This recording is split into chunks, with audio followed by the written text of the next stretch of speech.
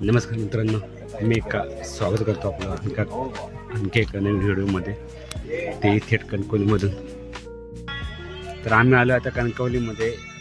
आमच्या कंपनीतल्या पांडुभावांच्या मुलीचं लग्न आहे आणि त्यानिमित्ताने आम्ही आलो होतो इथे कणकवलीमध्ये लग्नाला. आणि माझ्यासोबत आले आहेत आनंदभाऊ आहेत, अजय आहे आणि सुशांत आहे. दाखवतो मला मी व्हिडिओमध्ये पुढे. पण याच्या अगोदर तुम्ही पहा की आम्ही इथपर्यंत कसे पोचलो. मित्रांनो, आम्ही मंगळूर एक्सप्रेससाठी गेलो होतो, परंतु एवढी गर्दी होती मग आम्ही तिथून सीएसटीवरून थेट गेलो कुर्ल्याला. कुर्ल्यावरून पकडली मडगाव एक्सप्रेस. तिलाही खूप गर्दी होती आणि पनवेलला तर गाडी एवढी भरली की काही विचारू नका. आम्ही तर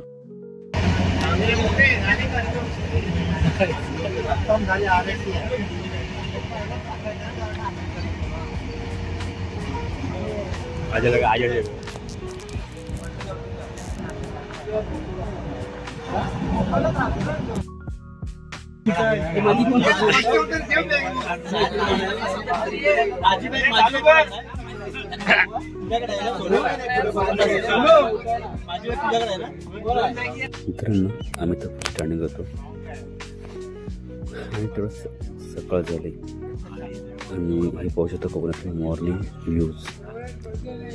गावी धुकं एवढं पडलं आहे की पुढे काही दिसायचं नाही आहे, फक्त धुकं आणि धुकं दिसते. आणि सकाळी पडणारं धुकं आणि झाडं, खूप दृश्य सुंदर वाटत होतं. आम्ही जवळजवळ रत्नागिरीला पोहोचणार होतो आणि रत्नागिरी पाहिलं तर पूर्ण धुकं, काहीच दिसत नव्हतं, नुसतं धुकं आणि धुकं दिसत होतं.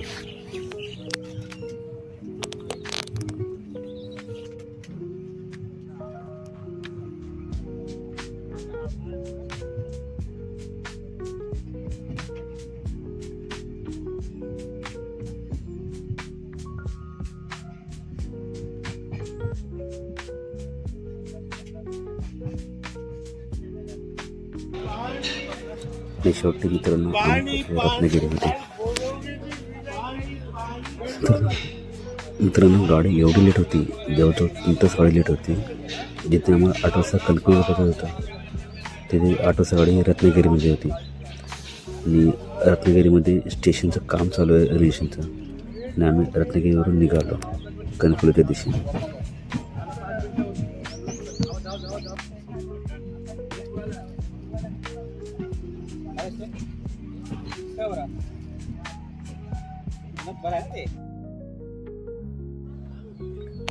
रत्नागिरीवरून आम्ही बाहेर दृश्य पाहत जात होतो, कारण बोगदा आणि ब्रिज हेच फक्त पाहायला मिळत होतं.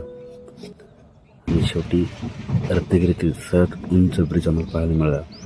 पानवल गावातील हा सर्वात उंच ब्रिज आहे, कोकण रेल्वेमध्ये सर्वात उंच ब्रिज.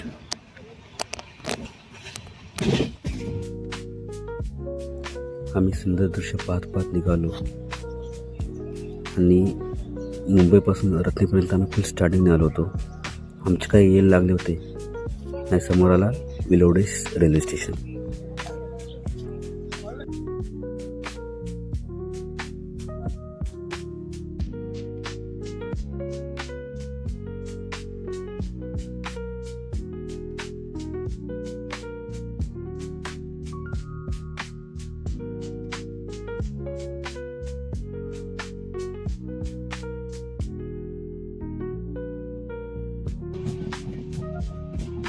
मित्रांनो, ही आली सिंधुदुर्ग एक्सप्रेस, जी सावंतवाडीवरून देवळाकडे जाते.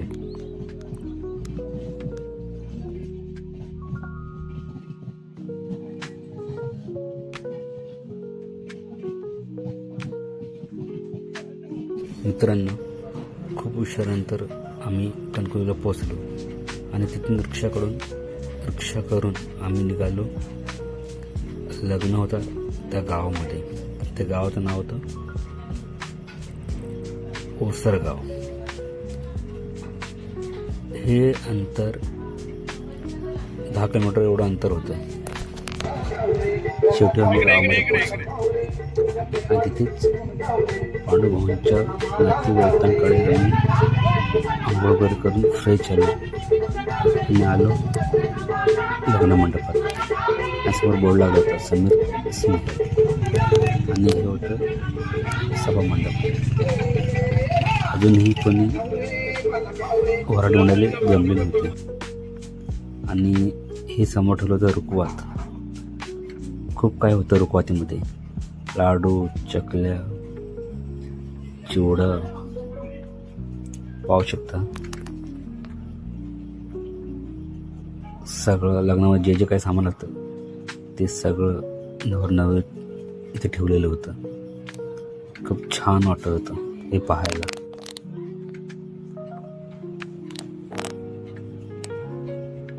पाहू शकता तुम्ही, इकडे बैलगाडी आहे, आरसा, घर. हा लग्न आमच्या सदैव आठवणीत राहील, कारण ट्रेनला एवढी गर्दी होती आणि 2-3 ट्रेन सोडल्या आणि शेवटची ट्रेन पकडून शेवटी मग आम्ही आलोय. एकतर कुर्ल्यावर आम्ही स्टँडिंग उभे आहोत, ते रत्नागिरीपर्यंत स्टँडिंग झालंय, ते बी फुल नाईट. इकडे मंगलाष्टका चालू झालंय, हे घेतले मी.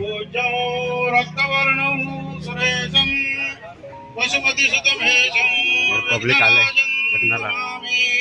शुभमंगल सावधान आदौ पूजन तुष्टतो गणपती श्री शारदा संयुता पुण्याहोत विधान पूजित सुरा या मातृका सागिला या नांदी मुखदेवता विधिरुता या मंडपे स्वरजता वैवाहोत्सव सावधान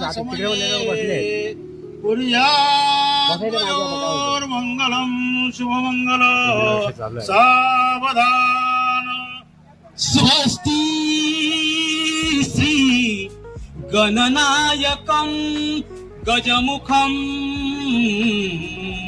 मोरेश्वरं सिद्धिदं पल्लाळो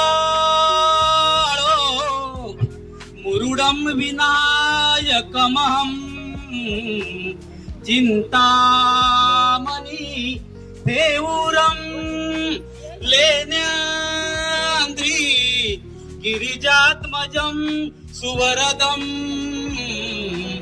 विघ्नेश्वरं गोचरं ग्रामे रांजन संस्थितं गणपती कुर्यात् सदा मंगलम शुभमंगल सावधान. लाभो. मित्रांनो, इकडे नवरा नवरी सगळ्यांना मिळायला येत होते. ज्यांच्या अक्षता पडल्या नाहीत ते लोक त्याच्या डोक्यावरती अक्षता टाकत होते. तिकडे खूप छान पद्धत आहे असं मला वाटतं. शेवटी आम्ही गेलो जेवायला आणि इकडे जेवण वाढत होते. आम्ही सगळे आणि जेवायला बसलो. खूप भूक लागली होती आणि इकडे हे मंडळी सगळ्यांना जेवण वाढत होते. मित्रांनो, आता लग्न लागलं आहे त्यांचं. कन्यादानचं विधी चालू होते आतमध्ये आणि आम्ही गेलो होतो जेवणासाठी. आता आमचं सुद्धा जेवण वगैरे झालं आहे. आता सुद्धा हवेशीर फिरतो आहे आणि बघूया आता रिसेप्शनला कधी सुरुवात करतायत. रिसेप्शन झाला की मग आता पुढं काय करताय ते. तर खूप त्रास झाला येथील ट्रेनमधून, खूप गर्दी होती. ॲक्च्युली आम्ही मंगळूर एक्सप्रेसला गेलो होतो CSTMला, पण तिथे आम्हाला काही चढायला नाही मिळालं. पण तिथून आम्ही आलो कुर्ल्याला LTTला.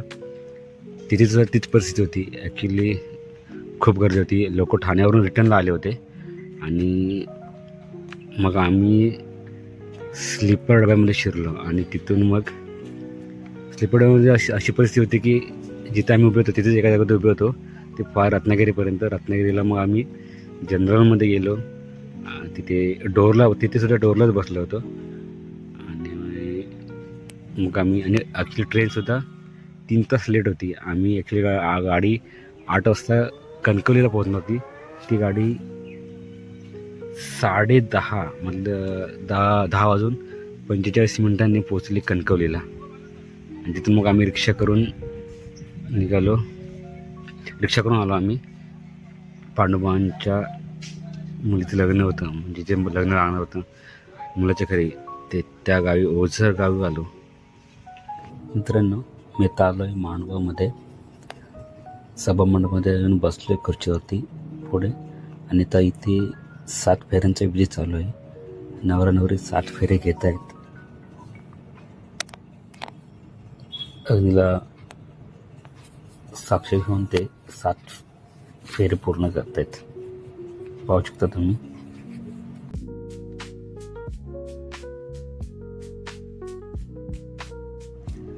आम्ही नवरीला गिफ्ट देऊन आणि फोटो काढून निघालो आम्ही पांडुभावांच्या घरी घनसोरीला. आम्ही आता निघाले पांडुभावांच्या घरी. आणि आता आम्ही इथून जाणार पांडवांच्या घरी, तिथे स्टे करणार आहोत. तर चला, मी फोटो तुम्हाला दाखवतो कसा रस्ता असेल पांडुभावांचा दाखवेल. आम्ही आता गाडीत बसलो आणि वरडाला घेऊन गाडी जाणार आहे. आम्ही तर 4 सीटा घेऊन बसले. बघूया पब्लिक खाली गाडी निघेल. आणि इथून थेट आम्ही जाणार पांडुभावांच्या घरी घनसोलीला. नाही, घोनसर येणार रे. घनसोली की घनसोरे?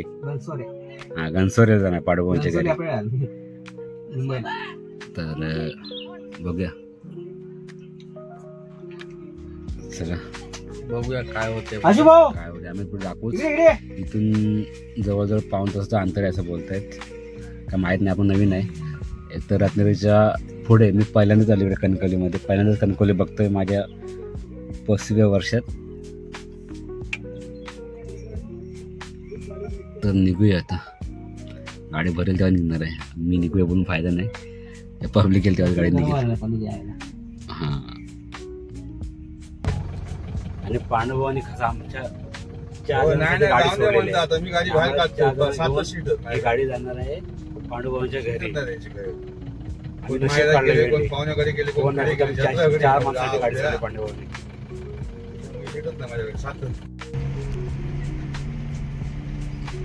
आणि शेवटी आम्हा चौघांना गाडी घेऊन निघाली घनसोरीच्या दिशेने. आणि या नवरदेवाच्या गावातील रस्ता आहे. पाहू शकता दोन्ही बाजूला दुतर्फा झाडं आहेत. गर्द झाडीतून हा रस्ता गेला आहे. आणि आम्ही पोचलो शेवटी मुंबई गोवा हायवेला. बाहेर पडलो आणि निघालो घनसोरीच्या दिशेने. आणि हे आहे मुंबई गोवा हायवे. पाहू शकता तुम्ही. मित्रांनो, हे आहे कणकवलीमधील सर्वात लांब ओव्हरब्रिज, जे कणकवली सिटीमध्ये आहे. सर्वात लांब ब्रिज आहे असं मला वाटतं. कारण मी 2-3 व्हिडिओनी बघितले तर ते बहुतेक हे कणकवलीतील सर्वात लांब ओव्हरब्रिज आहे.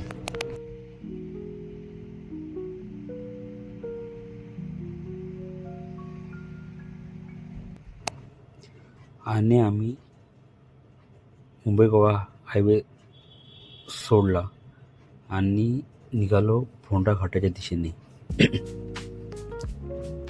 आणि मित्रांनो, हे पाहू शकता, हे आहे फोंडा घाटचा रस्ता चालू झाला आहे. आणि हा रस्ता थेट कोल्हापूरकडे आपल्याला घेऊन जातो.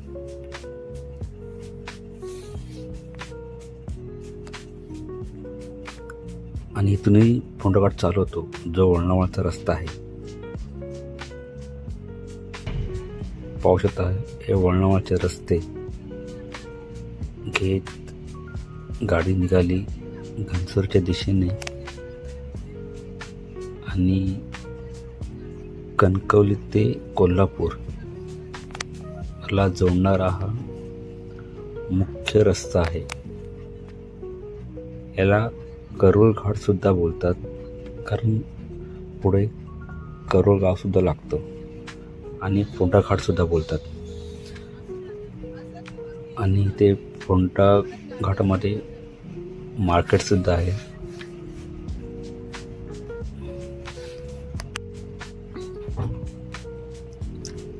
मित्रांनो, हे आहे फोंडा घाटातील बस स्थानक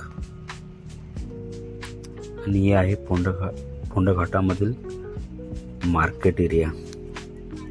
ह्या मार्केटच्या मधूनच रस्ता चालला जातो कोल्हापूरकडे आणि डावीकडे हा रस्ता गेला आहे घनसोलीच्या दिशेने आणि आमची गाडी निघाली घनसोलीच्या दिशेने.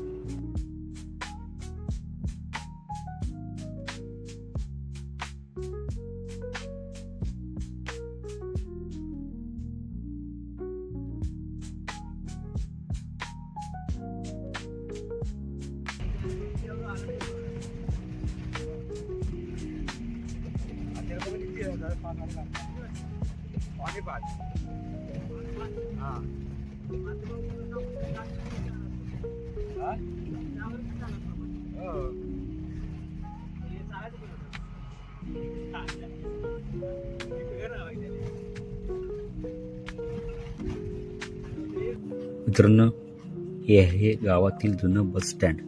इथे लोक बसायचे आणि त्या स्टँडमध्ये कॅन्टीन सुद्धा होती. हे खूप कमी पाहायला मिळते आता आपल्याला. आणि अशा तऱ्हेनं आम्ही पोचलो पांडुरंग भावांच्या घरी आणि हे आहे पांडुरंगाचं घर. आणि आता मी निघालो तर फिरायला. तर मित्रांनो, हा व्हिडिओ मी इथे थांबवतोय. जर तुम्हाला व्हिडिओ आवडला तर व्हिडिओला लाईक करा, शेअर करा. चॅनलवरती नवीन असाल तर चॅनल सबस्क्राईब करायला विसरू नका. धन्यवाद. पुन्हा भेटू अशाच कुठल्या एका नवीन व्हिडिओमध्ये. तर टाटा, बाय बाय.